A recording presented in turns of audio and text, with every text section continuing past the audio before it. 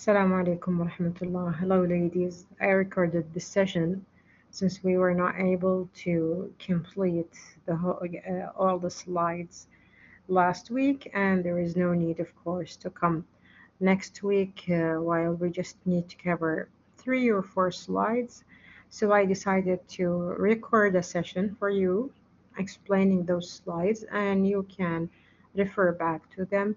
If you have any questions, you can post them or send me those questions through emails.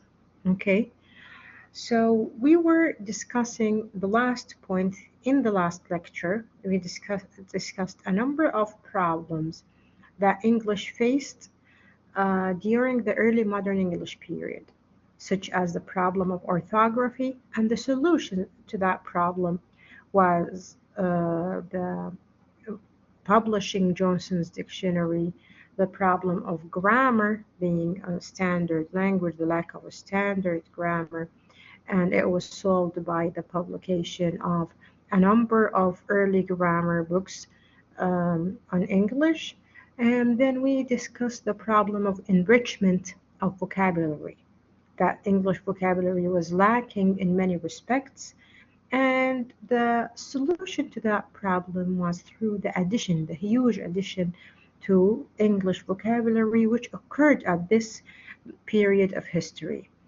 And we mentioned that the expansion of vocabulary was due to several factors. One of the factors was the expansion of the British Empire and borrowing words from several parts of the world, such as North America, Australia, Africa, India, etc.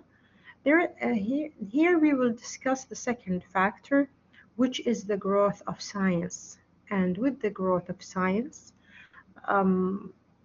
there was a huge development in the English vocabulary. So it became also the words that came from science became part of everyone's vocabulary nowadays, not only in English. So, as for example, in the field of medicine, everyone talks about anemia. We all know, the meaning of anemia or immunology. We all know the meaning of aspirin, insulin, iodine, penicillin, metabolism, protein, carbohydrates, enzymes, etc. Okay, I remember that I covered that part. Now, just when I am explaining, I remember that we mentioned that. In the field of electricity, we all talk about dynamo, electronics, laser. In the field of chemistry, we all know the word benzene, radium, ozone, etc. So that was the second factor which solved the problem of vocabulary enrichment, which was the growth of science. There were also some international events, such as the world wars, which added words to the word stock of English. Okay, whatever international events, such as, for example, coronavirus, actually add words to the language. Sometimes it add words, and in other areas, it change the frequency of the use of word. And I always pose this question. For example, nowadays, and since coronavirus, um, we all talk about muhassan or tahsin, etc. And these words actually gain new meanings. So and this is one line of studying linguistics, which is lexical linguistics, how word frequencies develop and how sometimes new words مثلا زي ما قلنا كلمة تحصين ما كانت شرط يعني معناها انه انت مكمل التطعيمات، بس صار احد المعاني انك انت كملت التطعيمات. زي كلمة لقاح مثلا، لو في مجال في اللينغويستكس يدرس the most common words in a language. طبعا with the coronavirus تغير ال common words في كل اللغات. يعني مع البانديميك صرنا نسمع كبانديميك.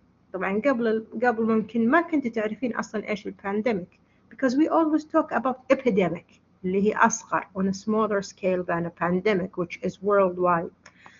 And of course, many words, other words increased their currency.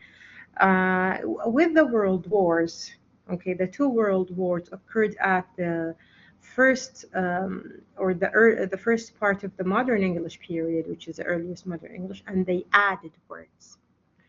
The point that you need to pay attention to is that World War One enriched the language with many words, and World War Two was not as productive as World War One.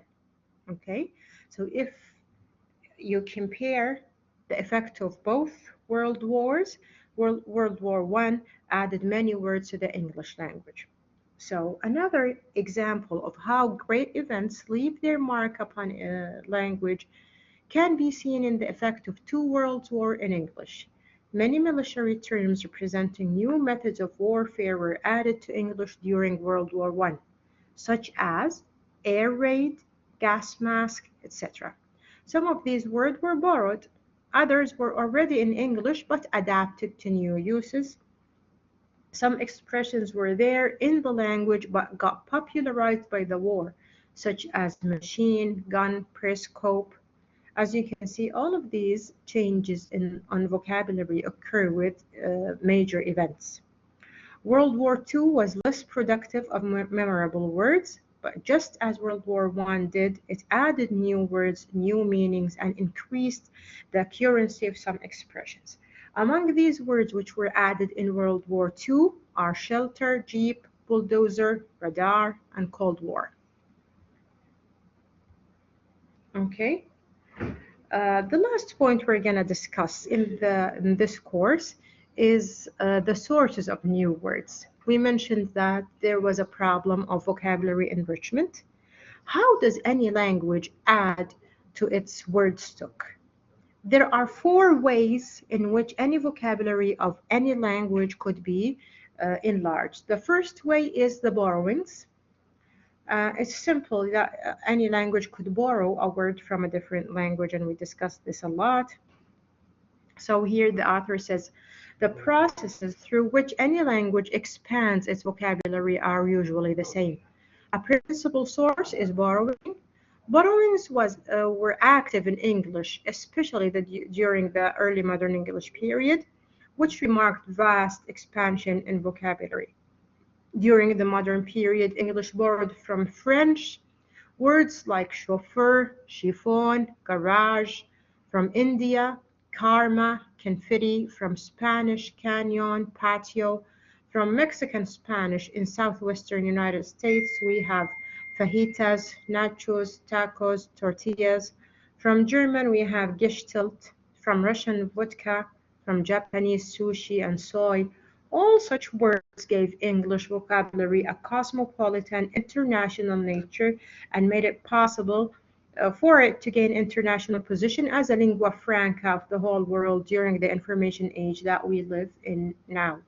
So, and when we mention cosmopolitan vocabulary, it feels that we're tying the knot. From the big chapter 1, if you remember, we mentioned the cosmopolitan vocabulary, and now we reached that stage at the end of our overview of the English history. Okay, so we reached the stage in which the British colonization covered many areas of the world and borrowed from many countries and many cultures, and that is why the English has that international flavor in its vocabulary. So that was the first source of enlarging vocabulary. The second source of enlarging vocabulary is the self-explaining compound, and it is one of the oldest methods of word formation in English. And the self-explaining compounds actually started in the Old English period. And since Old English, if you remember the word weefman, which changed into woman, so that is a compound of wife and man.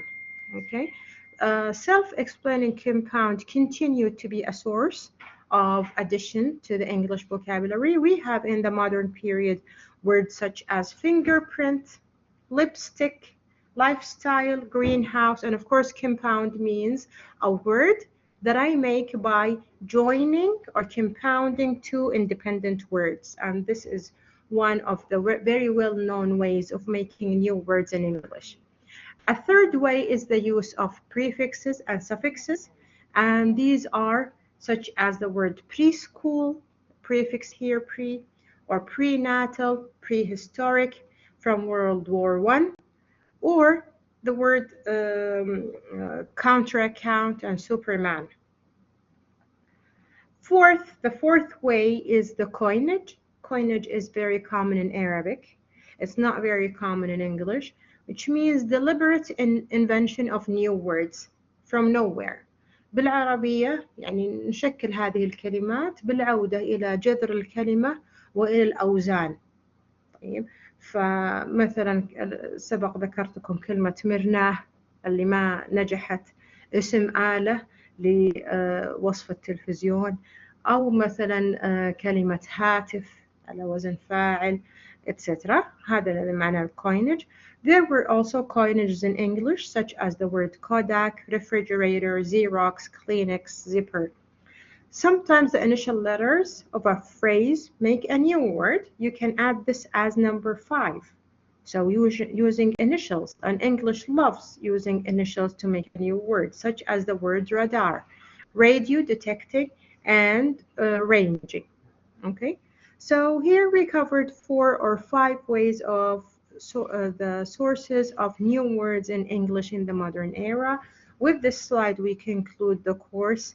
I hope that it added to your knowledge about the English language. It enriched you and armed you with answers to questions that your students might ask you next semester when you start teaching about the spelling of English, about the source of silent words, about etc. many other points. Wish you the ever best of luck. Please do not neglect those last slides because they are important. And if you have any question, do not hesitate to contact you. All the best.